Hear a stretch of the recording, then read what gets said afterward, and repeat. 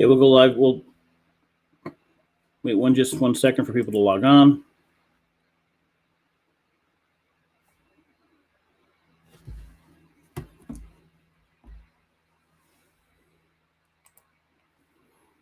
Okay, so good afternoon. This is the Steve Mazzacane podcast. It is Tuesday at 4 o'clock. It is beautiful. I love the sound of the kids on bikes in the neighborhood. It was rainy this morning. Just the sound of, I don't know, something that makes Brantford, where I grew up, the same thing, that sound of neighborhoods and families, what have you. If you were following along in the market today, you had a really good day. If you were following Viacom with me, congratulations, you made money. I'll be posting more about that on the financial page. I neglected to post that yesterday. I will post that page after the podcast today, and you can take a look at that if you're interested in following along in some of the financial literacy stuff that I'll be working on in the next few months. That said, Kim, hello, how are you? Hi, how are you? Yes, it is gorgeous out. And Paul Costanzo is the owner of By the Sea Day Spa, who was our sponsor today. So we're pushing them for Mother's Day gift cards. There's some information and a link on our website, but we will also be posting more of those on our social media pages today. So, and Kim, how are you? So good afternoon. Today we will bring on in a second State Representative Robin Comey. We've had Sean Scanlon on. I've had Vin Candelora on. I need to still have Christine Cohen on. I know she's a little busy and they're in session today, but we'll bring Robin on now. And we'll talk to her. Robin, how are you? I'm good. How are you, Steve? I'm very good.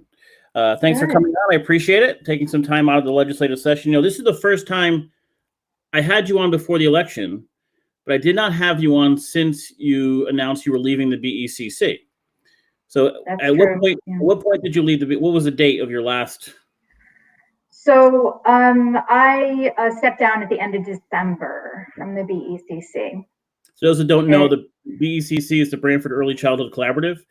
It is I'll describe it. You can correct me if I'm not, but its goal was to take other groups and find ways for them to work more collaboratively together. And you also gave them many, many training courses for teachers and those that work with kids. Am I correct? Yeah. Okay. So we support the early childhood industry here in Brantford. We did believe in we do believe, they do believe in the collective impact model. So we can do more together with our resources than we can do apart. I think I could agree with that. So let's go into the session and talk about this for a second. So before we get to actual bills, you're facing what is one of the most unique logistical times ever for our state legislature. What is the date from? Usually you go up there every day, you're in hearings, what have you, in person. What is it like now as opposed to the first session you had? Sure. So the first session was,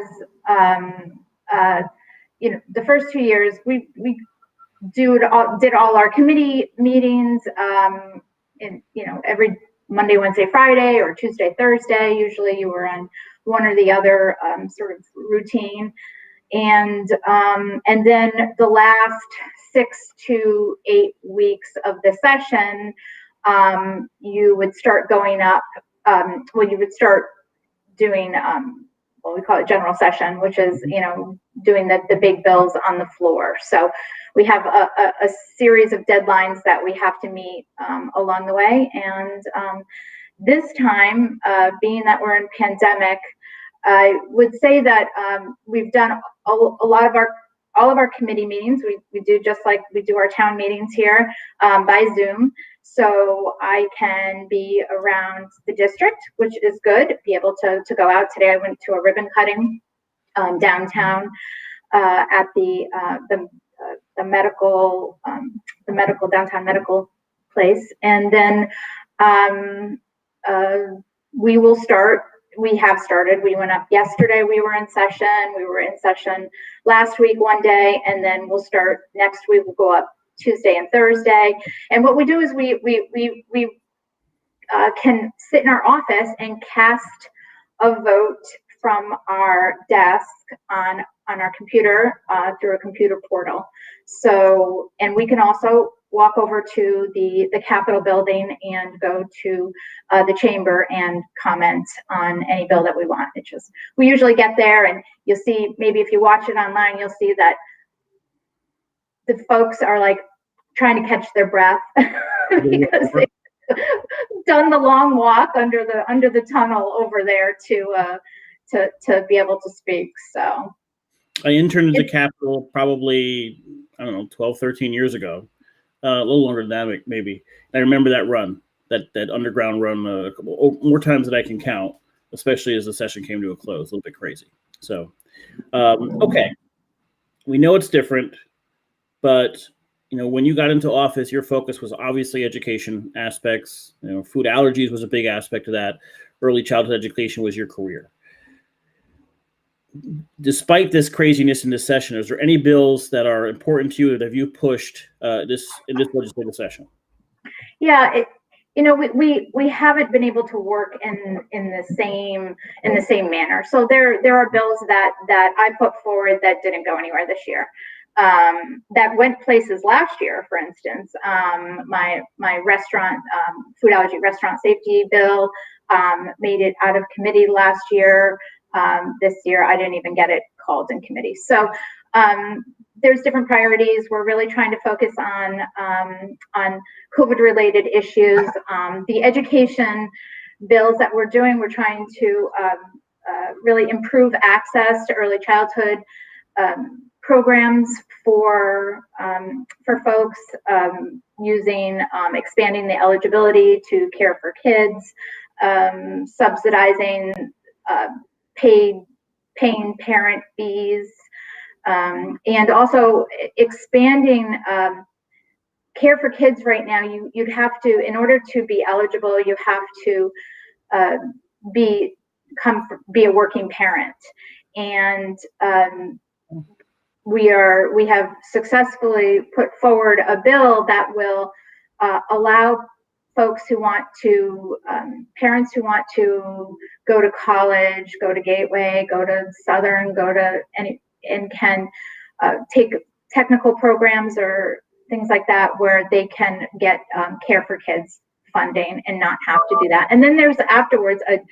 period of time that we are allowing them to go for a job search. So there's even time after that, after they graduate from the program or finish the program. Okay, so the question I have then, we have this group of this sum of money coming from the federal government due to COVID. Where can that money be used? Can it be used for programs like this?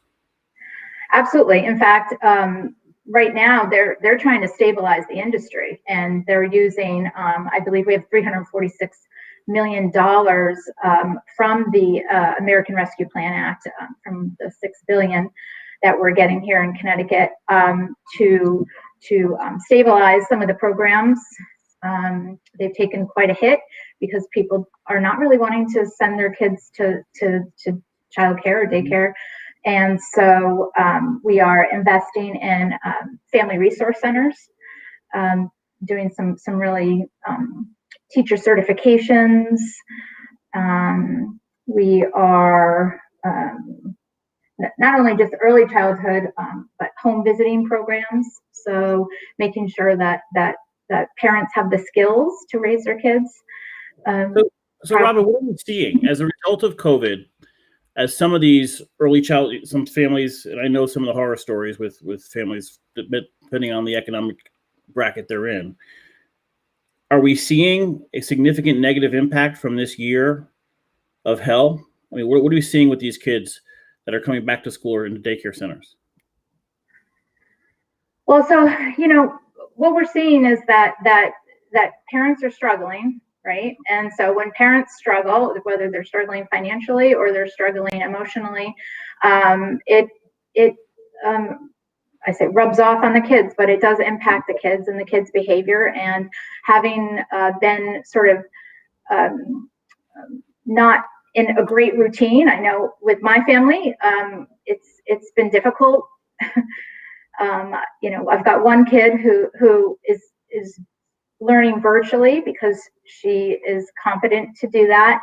And then I have my son who is in 8th grade who I send to school every day, and grateful for it. So I think every child's different, and there's always individualized issues for every child.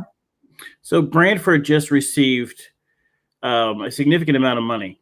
The school system received with part of this COVID money. Do we know what that's used for specifically in the Branford system?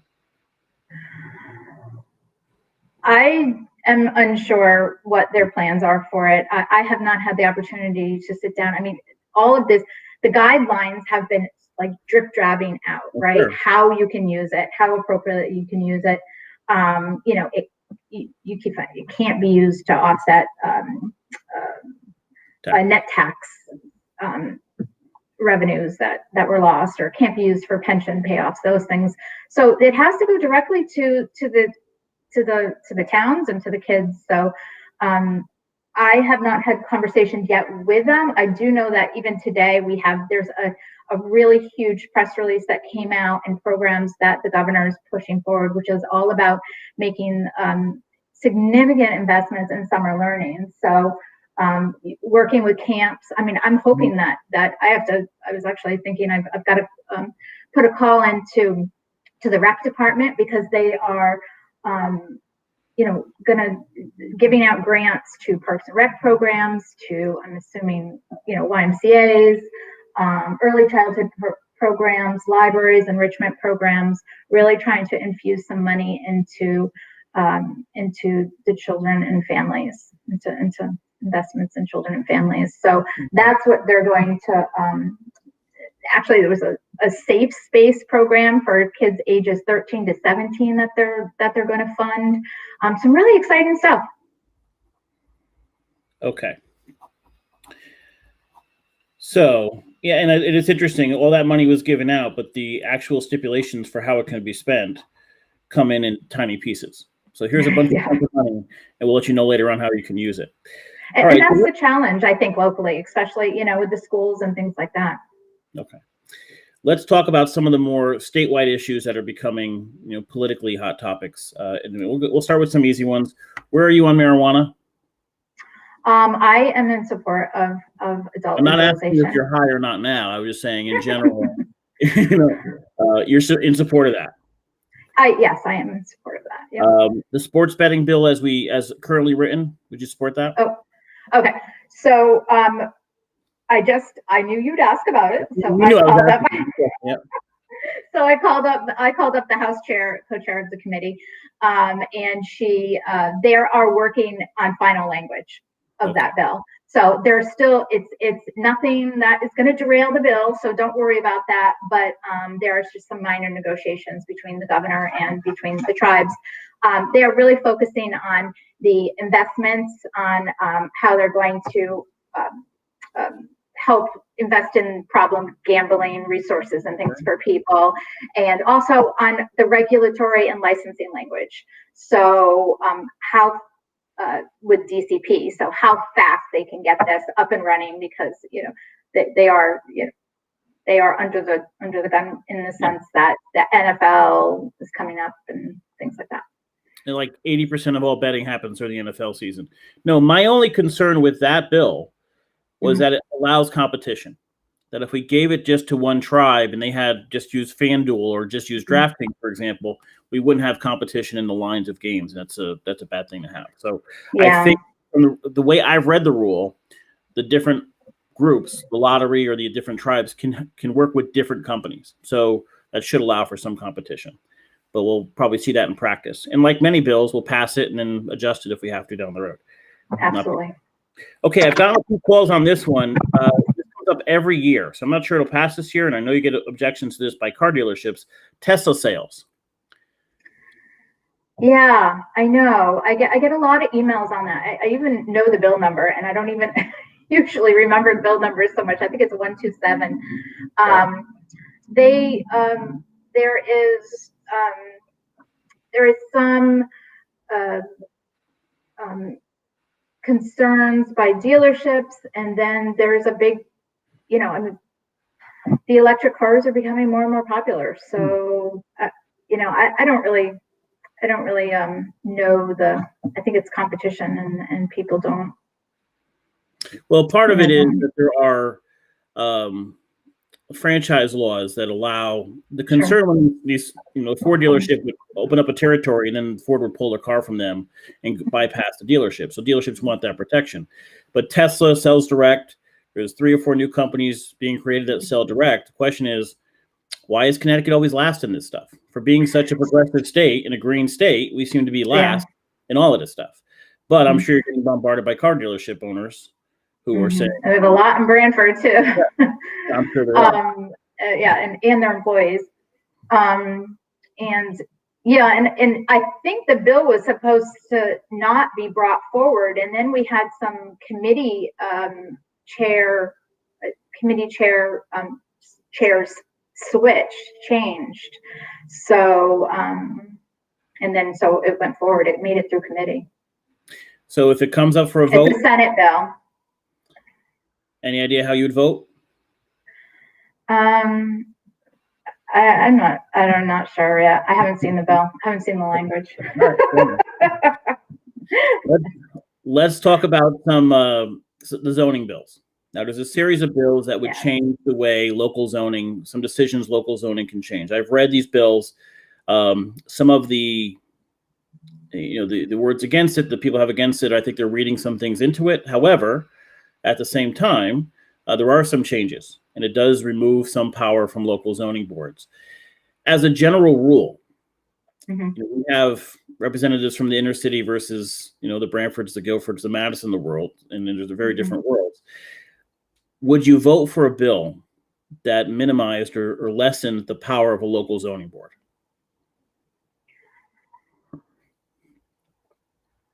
Well, I don't think I would. I mean, and I'm not sure in what way I would do that. I don't know that there's any bills that are doing that. I mean, right now we have some really great people. Actually, I see Lorena's on the chat here.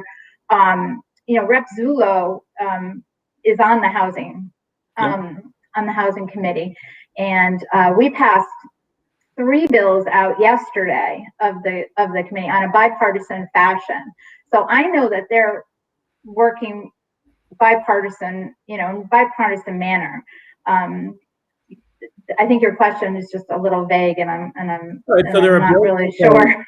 There are bills proposed that would make areas around a train station automatically have stipulations that would bypass local zoning laws. There are changes to affordable housing laws that may make that easier to pass or bypass local zoning laws. We've talked many times in the past about how affordable housing is calculated, and I've talked about that in the podcast many times. So there's a series of laws. Now, what I understand, I think some of our readers do, or listeners do too, a lot of these laws are proposed. They're not going to go anywhere. They don't have anywhere close to the ability to get Democrats and Republicans may be against it, and it becomes political fodder. So we're having these public hearings all over the place about affordable housing when the bill may not pass. However, there is a question, and we've asked this of everybody, of if there is a law that would limit local zoning and say, listen, you can no longer look at the quality of a neighborhood when making a decision from the state. Would that be a trigger for you to say, no, I'm not supporting that? I would have to look seriously at that bill. It is always sort of the cities having authority over what's going on in our towns. And I visit the same Facebook pages that you guys do. We have some very, very rich discussions on the House floor.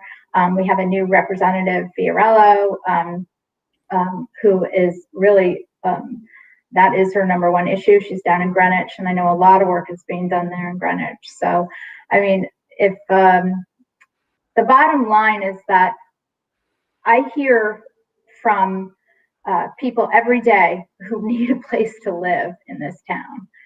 And so I really want to see us, building some affordable housing for people to live, people to live here in Branford next to their neighbors and be able to raise their kids here and not have to pull them out of school and go to another town. And so, we want to remain I think we do want to remain focused on what our town's needs are and what our, what our authority is here in town. But Robin, I think the problem with that answer is that there is no planning or zoning law that would limit new housing to only have current Branford residents. So if we build affordable housing and people apply from North Haven or East Haven or Hartford or Greenwich or whatever it is, we can't say we're only taking people from Branford. So building more No, I agree, and I don't think we should have laws that say that. So how would you necessarily be helping people that are in Branford have a place to live? I'm just saying that I hear from people who live in Branford every day, who need a place, who want to remain in Branford and cannot find a place to live. So anything that we can do to increase the housing supply here in our town, is important to support. And there's many projects right now that are happening that I hope will be affordable for the folks that are emailing me. Okay. I mean, I do think that we need to keep our, I don't think that Hartford should be telling us, exactly where to build and where to, house.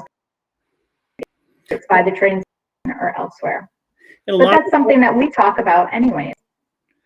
Yeah, but a lot of the question is, our representatives, New Haven has the same representatives every year. They never lose if they don't want to, if they keep running.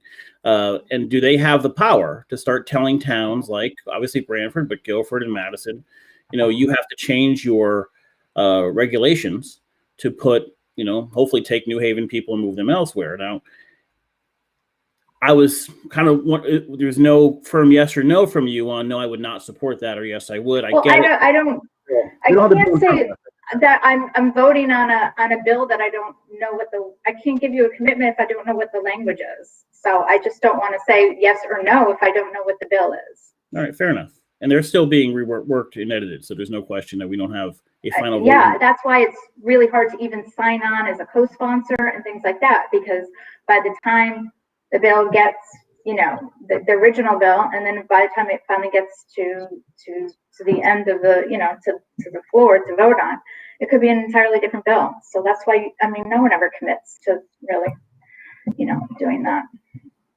Okay. Let's read some of the questions that came in here as we were talking. Leave the housing stuff out. The gun bill, I don't know if do you regret voting for the police accountability. Do you regret voting for that bill?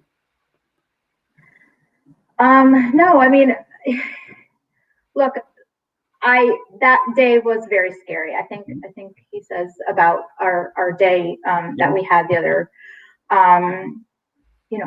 I went and spoke with the police department after that and checked in with them.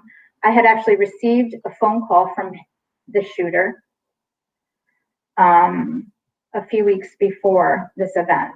So I wanted to do my due diligence and report what I knew in my conversation with him to the police. So I appreciate everything that they're doing. And I know that they're working super hard with the Branford Counseling Center to put the bill that we passed last year in action. They're working actively to do that. And I'm so grateful for that. Okay, so a few questions. The shooter called you a few weeks before the event? Mm-hmm. Yes. With a concern, or can you share? No, he actually just wanted to. I had sent out, one of these mailers, a mailer, and he just wanted to tell me that he got it and he appreciated the work I was doing. He says, we don't agree on a lot of things. We might not agree on a lot of things politically or some other ways, but I appreciate what you're doing for kids and for our state. And thank you for sending me this card. And then we just had some, personal conversations. But that was his. Anything in that conversation that would have raised red flags? No, No. not particularly. I mean, just that it was a little late at night on a Monday night, well, the timing was a little off. Okay. Now, But part it of does make me think, thank goodness that it wasn't worse than it was, because I would have felt terrible. I the indications I have so far, and I don't think the police put this out yet, but that he was quite a good shot. He was not trying to kill people, which is, I think, a good thing. Yeah. I think you're probably right on that. Okay. I think the issue with that bill is, for example, we called in North Haven's equipment in case we needed to, that is military style equipment, and that the bill limit that coming from the federal government to police departments, since that was one of the things that we may have been without. Now, in this case, I don't think we needed it, but actually, I think a drone became a bigger thing in this event. But so that's one thing in that bill that we may not have in the future based on that bill.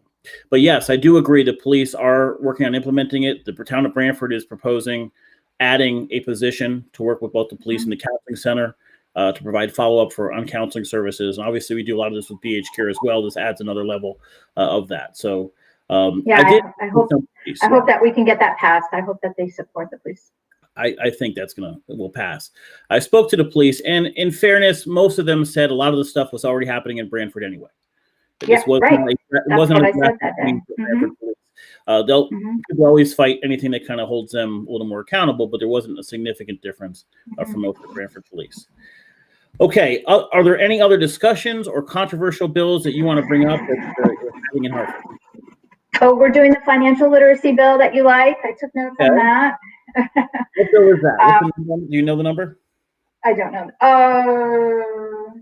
I don't know the number. It's a financial literacy and computer science bill is the title of it. So you can just plug it into the database. And we'll talk about that more. No, that's kind of my passion.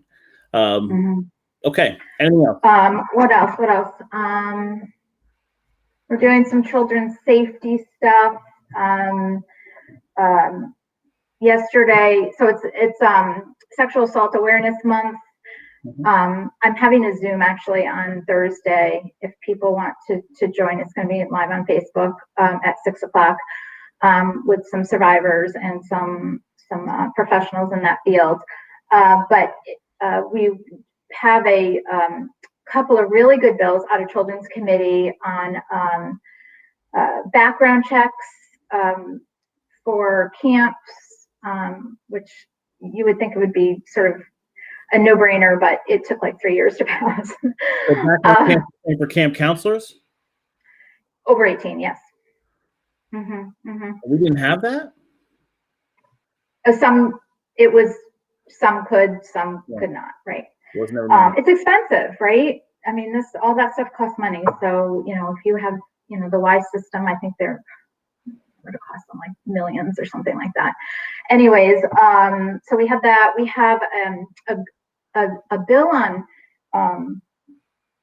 grooming, which if you don't know what grooming is when you have an adult that befriends a child and creates a long-term sort of relationship with them, whether it's texting with them or becoming sort of a confidant of that child, and then ends up grooming them for sexual abuse. So we have a bill that provides information and education to parents when they sign their kid up for sports or for theater activities or things like that. So that's one of the bills. And then we have pretty loud out here, sorry. We have a motorcycle bill now.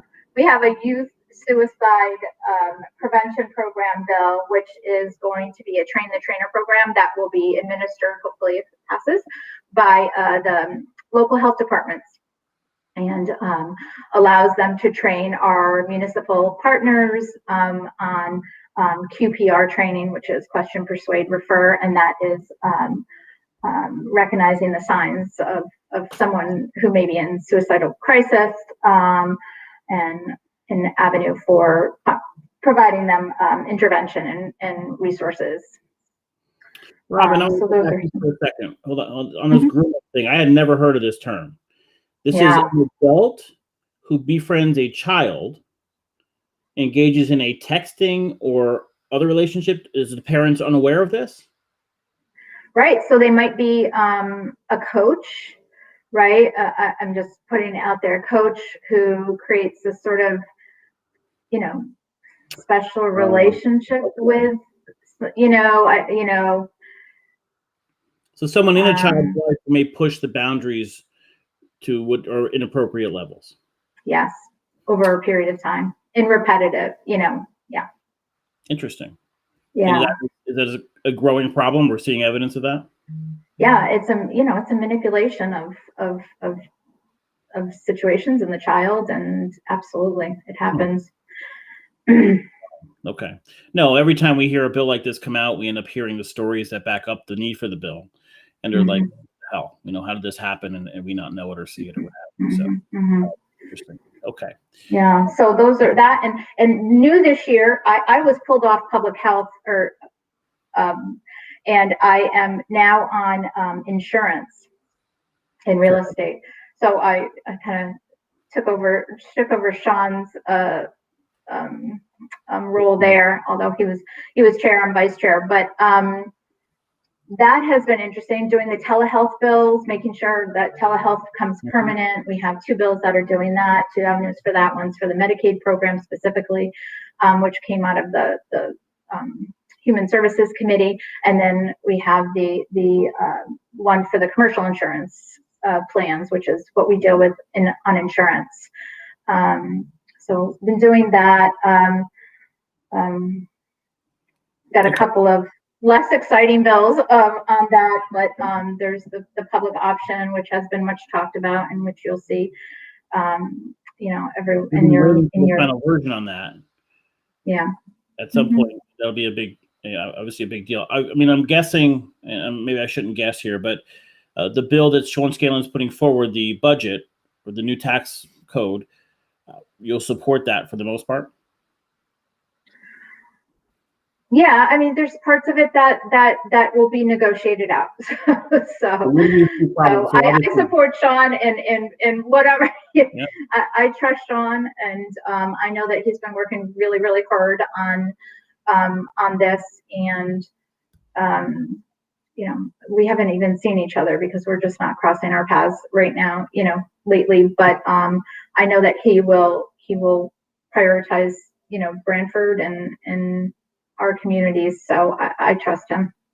So we have a difference of opinion between Sean, who has a fairly prominent position this year, and the governor when it comes to taxes, and most notably the capital gains tax that that Sean's looking to implement.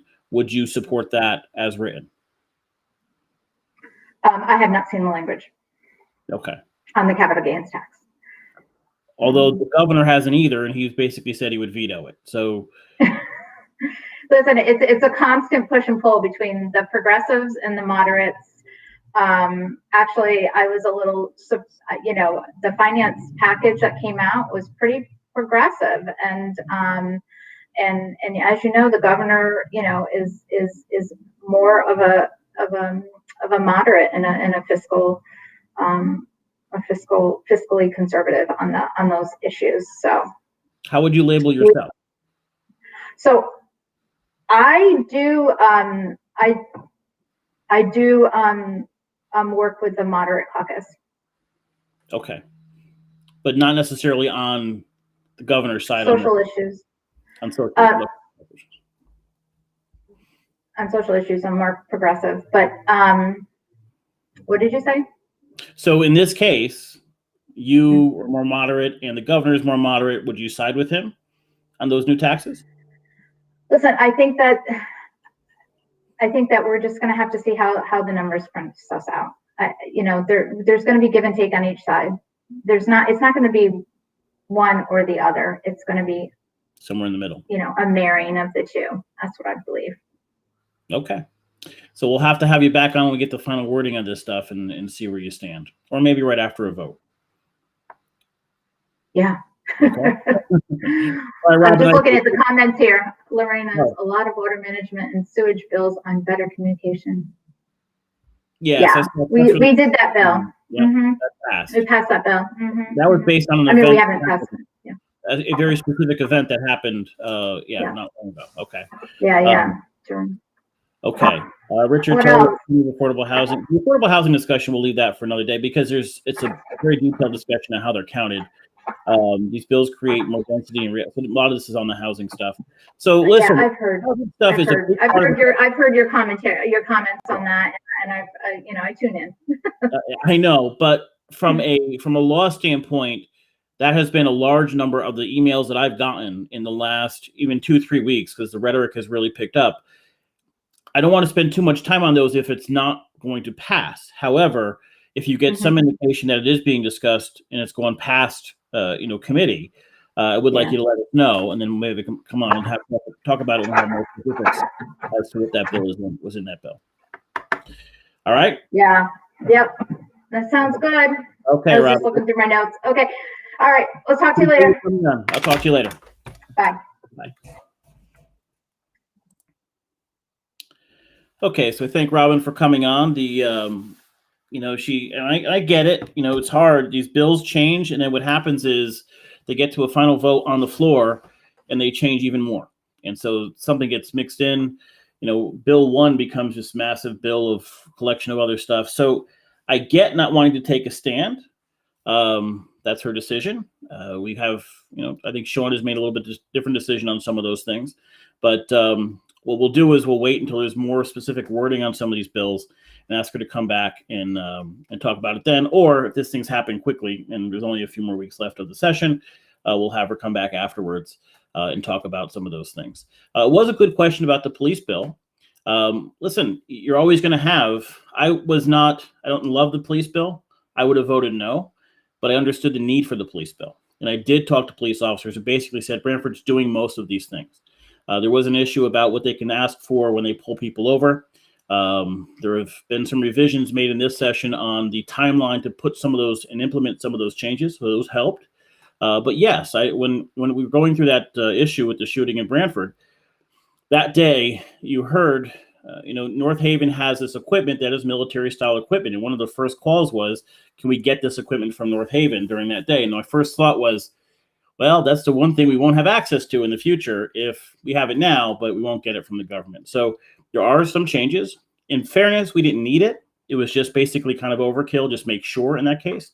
But no, these laws have consequences, and the police have to find other ways, in some situations, to adjust. So we will, on areas that she wasn't specific, we'll ask her back when we have more specifics on the wording of the laws. That said, it is 4:38. We went a little bit over, so thanks for joining me and for staying on. We'll talk more about this, the Bearcat. Yes, Ray. We'll talk more about this tomorrow, and I hope you all get outside. It's an amazing day, and I hope you all have a great night. I will talk to you tomorrow.